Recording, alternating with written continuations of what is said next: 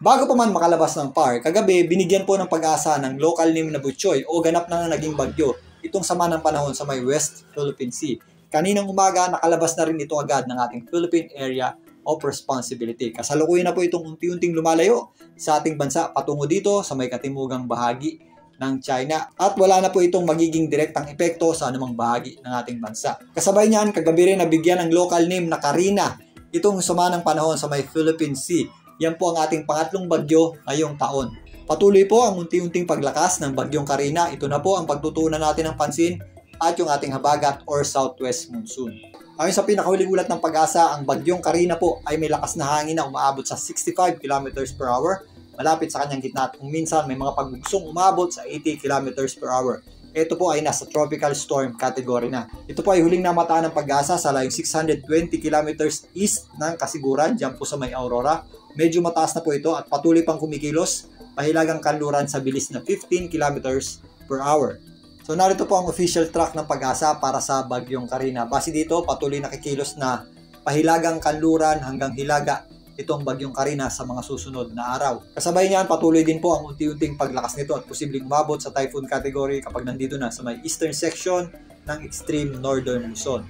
Base rin dito, wala pa pong pinapakitang landfall scenario o pagtama sa lupa ang bagyong Karina. Pero gaya nga ng nabanggit natin itong mga nakaraang araw, habang dumadaan po dito ang bagyong Karina, posible po niyan hilahin o palakasin yung ating habagat or southwest monsoon na magdadala po ng mga pag-ulan, mostly or particularly dito sa western section ng ating bansa. Pero again, meron pa rin tayong tinatawag na cone of probability o circle of uncertainty. May possibility pang dumikit ng konti itong bagyong Karina sa ating kalupaan or lumayo pa ng bahagya.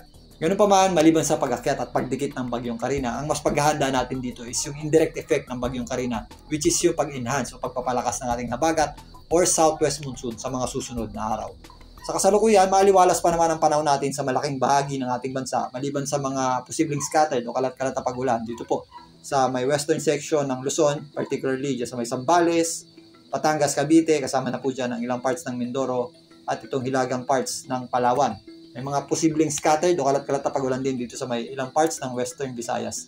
Ito pong mga flare-up na mga kaulapan dito sa may Ilocos region hanggang sa may ilang parts ng Pangasinan ay dulot ng mga thunderstorms. Simula bukas, unti-unti po ang paglakas ng ating habagat at mas mararamdaman na ang epekto nito. May mga posibleng malalakas na pag-ulan na tayo at thunderstorms dito po sa may area na Zambales at Bataan bukas. At sa darating na Lunes, ayon sa Pag-asa, meron tayong mga posibleng malalakas na pag-ulan dito sa Metro Manila. Kaya sa may mga lakad or papasok sa opisina at eskwelahan, ugaliin po natin magdala ng mga pananggalang sa ulan gaya ng mga payong, rain jacket, or kapote. May mga pag-ulan dulot ng habagat din tayong aasahan sa Lunes dito po sa may area ng Ilocos, Zambales, Bataan, kasama na po dyan ng Pangasinan, Cavite, Batangas, maging dito sa area ng Mindoro at hilagang bahagi ng Palawan. Mula bukas din, increasing yan sa mga susunod na araw, mas magkakaroon tayo ng breezy conditions o ramdam din po natin yung hangin ng habagat. Dito po, mostly sa mainland Luzon, particularly sa western section ito, kasama na rin po dyan ang western Visayas, maging dito sa may area ng Zamboanga Peninsula. So maliban po sa paglapit ng bagyong Karina dito po sa northern Luzon at extreme northern Luzon, paghandaan din po natin ang posibleng maging epekto ng mga pag-ulan dulot ng ating habagat or southwest monsoon. Maliban dyan, mag-ingat din po tayo sa mga pabugso-bugsong hangin dulot ng ating habagat. Bukas, antabayan na pumuli ang ating update para dito sa bagyong Karina at sa ating habagat o southwest monsoon.